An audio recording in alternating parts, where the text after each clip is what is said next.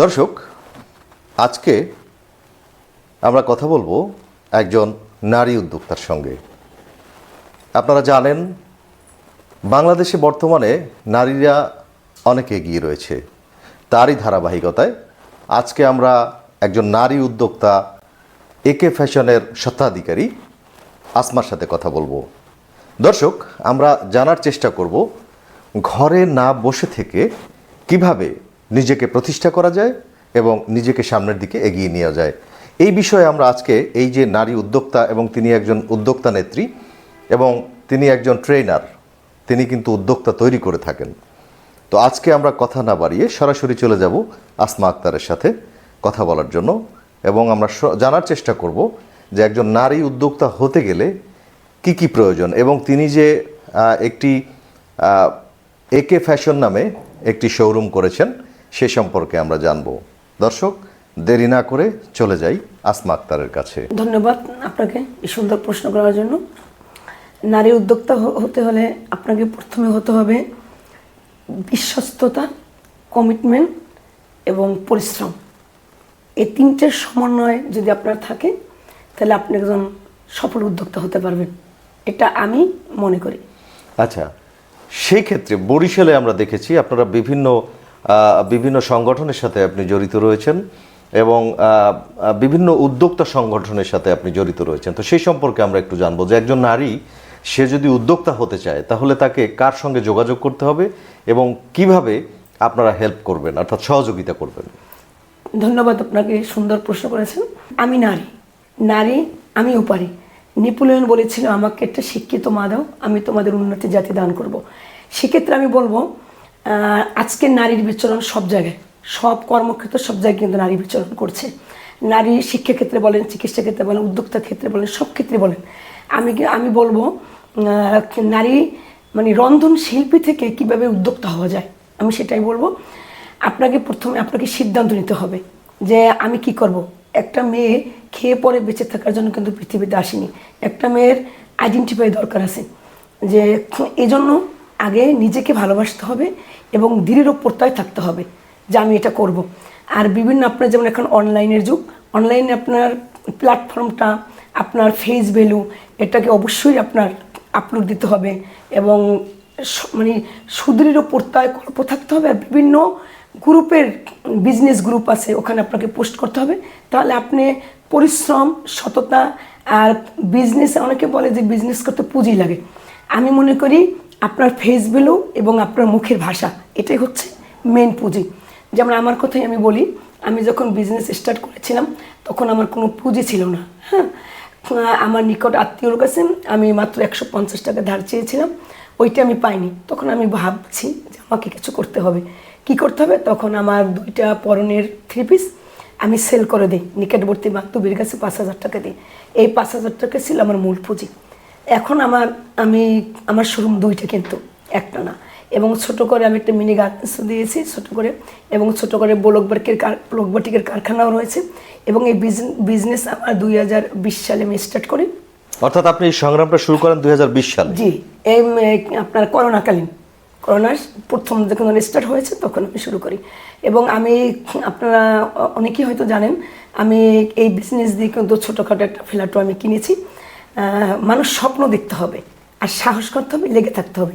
যে কোনো মানুষ, এটা মানে স্বপ্ন দেখতে হবে কিন্তু স্বপ্নটাকে বাস্তবায়ন করার জন্য পরিশ্রম করতে হবে। আর আমি বলি, এখানে আমার একটা ক্ষোভ আছে, বরিশালের উদ্যোক্তারা কেউ কাউকে হেল্প করে না। আপনার যদি তেল থাকে, তেলের মাথায় তেল দেবে। এজন্য আপনাকে নিজেকে ভালোবাসতে হবে, নিজের আইডেন্টিফাই তৈরি করতে হবে, তাহলে আপনি গেইনার হবেন। তখন আপনার যখন ফেস ভ্যালু হবে, আপনার যখন সব অর্গানাইজেশন আপনাকে চিনবে, তখন মনে করেন আপনাকে সমস্ত ব্যাংক বলেন, বিমা বলেন, লোক বলেন, গ্রুপ বলে এগিয়ে আসবে। আমি যখন বিজনেস স্টার্ট করেছিলাম তখন কিন্তু আমার কেউ এগিয়ে আসেনি। এখন অনেক অর্গানাইজেশন এগিয়ে আসে। এজন্য বলবো তোমরা শুরু করো। তোমরা রান্নাঘরে আবদ্ধ না থেকে তোমাদের প্রতিভাকে ছড়িয়ে দাও। প্রত্যেকটা নারীর ভিতরে আমিত্বক আছে, সে আমিত্বকে জাগিয়ে তুলতে হবে, শুধু জাগার অপেক্ষা। আচ্ছা, আরেকটি বিষয় একটু জানতে চাইবো যে বরিশালে কিন্তু বেসিক রয়েছে, বেসিকের মাধ্যমে কিন্তু অনেকেই ট্রেনিং নিয়ে তারপর এই উদ্যোক্তায় পরিণত হয় বা উদ্যোক্তায় আসে। বা উদ্বুদ্ধ হয়। তো সেই ক্ষেত্রে আসলে বিসিক কতটা সহযোগিতা করেছে আপনার এই জীবনে চলার পথে? ধন্যবাদ। এই কথাটা আমার প্রথমেই বলা উচিত ছিল। আমি বিসিক নিবন্ধিত উদ্যোক্তা। আমি বিসিক হয়েছে উদ্যোক্তা গড়ার মানববন্ধন এবং উদ্যোক্তা গড়ার মানে কারিগর। আমি যতগুলো ট্রেনিং নিয়েছি সব বিসিক থেকে নিয়েছি, এমন কোনো ট্রেনিং নেই যে আমি বিসিক থেকে নিইনি। আমি বিসিক এত সহযোগিতা করে আমাদের উদ্যোক্তা বান্ধব, সহজ কথা আমি বলবো, এটা হচ্ছে উদ্যোক্তা বান্ধব একটি প্রতিষ্ঠান। এখানে উদ্যোক্তা, প্রতিনিয়ত উদ্যোক্তা তৈরি হচ্ছে। হ্যাঁ, তবে আমি বলবো উদ্যোক্তার পাশাপাশি বিজনেসম্যান হতে হবে, তা নাহলে আমার উদ্যোক্তা ঝরে যাবে। এবং বিসিক থেকে আমি সর্বাত্মক সহযোগিতা পেয়েছি। আচ্ছা, এই জন্য ধন্যবাদ জানাই আমি বিসিককে। আচ্ছা, আমরাও ধন্যবাদ জানাই বিসিককে, যারা আসলে উদ্যোক্তা সৃষ্টি করেন, অর্থাৎ উদ্যোক্তার কারিগর। তো সেক্ষেত্রে আমি যদি এভাবে বলি যে যদি কেউ উদ্যোক্তা হতে চায় তাহলে সর্বপ্রথম বিসিকের কাছে দ্বারস্থ হবে, নাকি আপনাদের মতো যারা ব্যক্তি উদ্যোক্তা, সফল উদ্যোক্তা হয়েছেন তাদের কাছে আসবে? বিসিকেই আমি সাজেস্ট করব। মানে সরাসরি বিসিকে যাবে? হ্যাঁ, বিসিকের ট্রেনিং এর মাধ্যমে ওরা এমন সুন্দর মোটিভেশন দেয় এবং বিজনেস ফাইল বলের ম্যানেজমেন্ট এগুলো সব ওরা হাতে ধরে শিখিয়ে দেয়। এই জন্য আমি সাজেস্ট করবো বিসিকে যাওয়ার জন্যই। আচ্ছা, আমরা জানি যে আপনি একে ফ্যাশন নামে আপনি শোরুম করেছেন।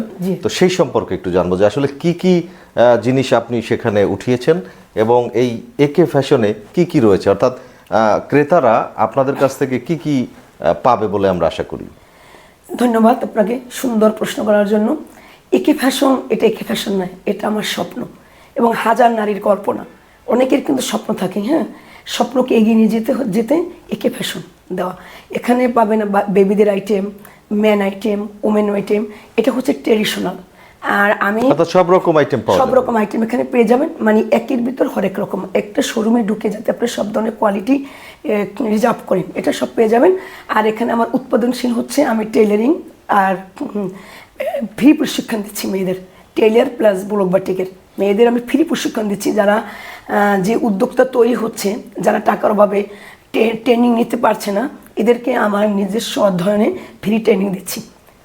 এবং একটা ট্রেনিং আমি 35 জন, 20 জন, 40 জন এভাবে আমি খুঁজে খুঁজে উদ্যোক্তা তৈরি করা, অর্থাৎ আপনার নিজের উদ্যোগে? জি, এটা আমি চেষ্টা করি।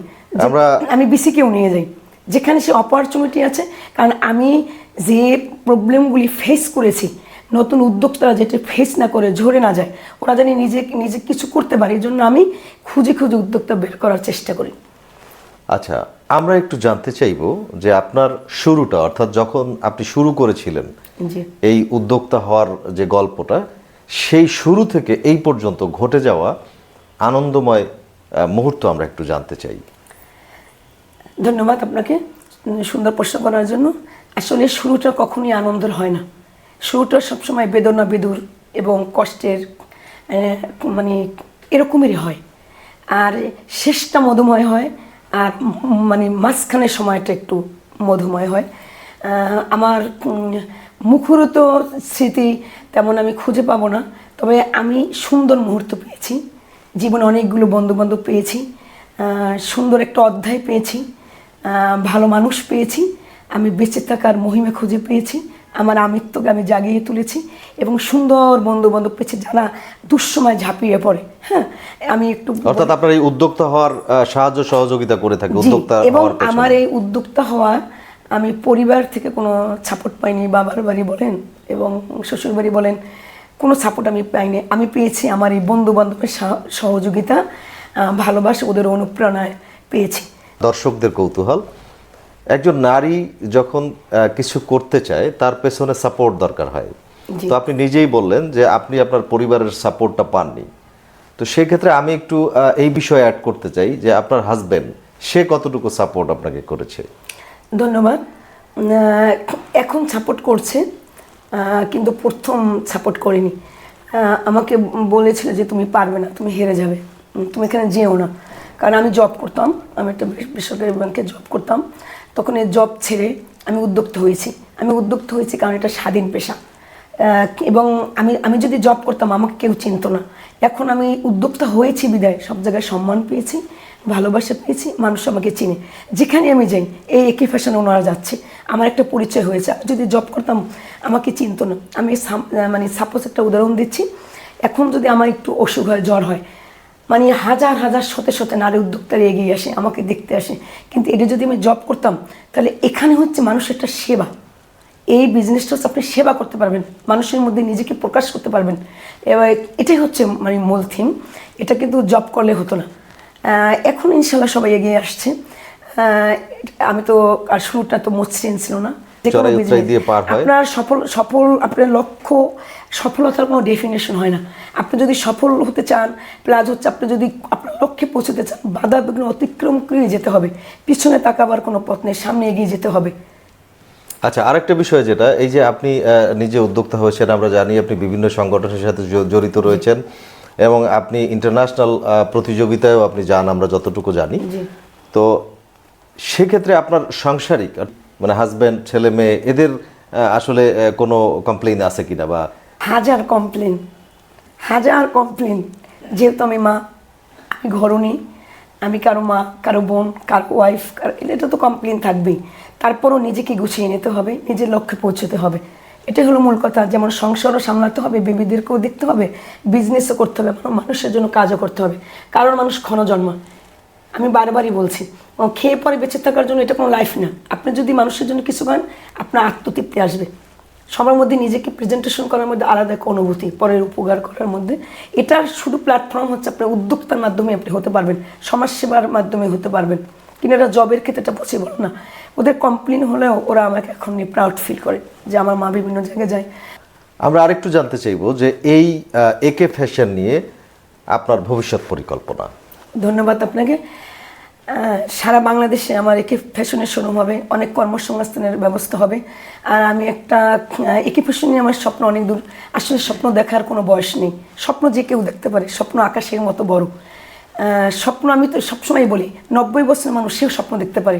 স্বপ্ন অনেক বড়, কিন্তু জীবন অনেক ছোট, জীবনের গল্প অনেক ছোট হয়। এই জন্য আমার স্বপ্নটা হচ্ছে অনেক নারীদের, অসহায়, বিধবা, পরিত্যক্তা, ডিফুজি, এসব মানে অসহায় মেয়েদের কর্মসংস্থানের ব্যবস্থা করা। সারা বাংলাদেশে আমার একে ফ্যাশনের শোরুম হবে, মিনি গার্মেন্টস হবে, ব্লক বাটিকের কারখানা হবে। আমি নারীদের যেন একটা কর্মসংস্থানের ব্যবস্থাটা পরিচয় করিয়ে দিতে পারি, এটাই আমার অনেক মানে স্বপ্ন। দর্শক, আপনারা জানেন, ছোট ছোট বালুকণা বিন্দু বিন্দু জল গড়ে তোলে অতুল মহাসাগর। দর্শক, আমরা জানি যে আপনি যখন শুরু করবেন তখন সেই শুরুটা হবে অনেক কষ্টের, অনেক বেদনাদায়ক। তারপর কিন্তু আপনি একটা সফলতার জায়গায় পৌঁছাবেন। এটাই হচ্ছে বাস্তবতা। দর্শক, আমরা আরেকটু জানতে চাইব যে এই একে ফ্যাশনের স্বত্বাধিকারী আসমা, তিনি একজন নারী উদ্যোক্তাই নয়, তিনি কিন্তু একজন অ্যাডভোকেট, অর্থাৎ তিনি ল পড়ছেন। তো সেই সম্পর্কে আমরা একটু, আপনি এত কিছু করার পরেও আপনি পড়াশুনোটা কিভাবে চালিয়ে যাচ্ছেন? যে বলেছিলাম যে নেপোলিয়ন বলেছিল, আমার একটি শিক্ষিত মা দামে তোমাদের উন্নতি জাতি দান করবো। আর লেখাপড়া করতে আমার সবসময়ের জন্য অনেক ভালো লাগে। আমার আমার মানে লেখাপড়া অনেক ছোটোবেলায় আমার বিয়েটা হয়। এরপর আমি ইন্টার কমপ্লিট করি, পরে হচ্ছে অনার্স মাস্টার্স করে এখন ল আমি ফাইনাল দিছি। কালকে আমার এক্সাম। স্বপ্ন দেখলে হয়ে যায়। মানে আমি 19 ঘন্টা কাজ করি, আপনারা মানে বিলিভ করবেন না। আমি ট্রাই করি যে মানুষ যদি ইচ্ছা করে, ইচ্ছা শক্তি থাকে, মানুষ পারে। যেমন আমি সংসারও করছি, বিজনেসও করছি, লও করছি। আমার ছেলে একটা ইন্টার পাস করলো, আর একটা জেলা স্কুলে ক্লাস 8-এ পড়ে। ধন্যবাদ আপনাকে। আমরা জানতে পারলাম সংক্ষিপ্ত আলোচনায়, আসলে একদিনে আলোচনা করে শেষ করা যাবে না। আমরা আরেকটু জানতে চাইব যে একজন সফল উদ্যোক্তা হতে হলে তার কি কি গুণাবলী থাকা দরকার? সফল, আমি তো বললাম সফলতার কোনো ডেফিনেশন হয় না। কারণ কোনো ব্যক্তি নিজেকে সফল মনে করে না। যার যত চাই যার যত আছে ততই চাই।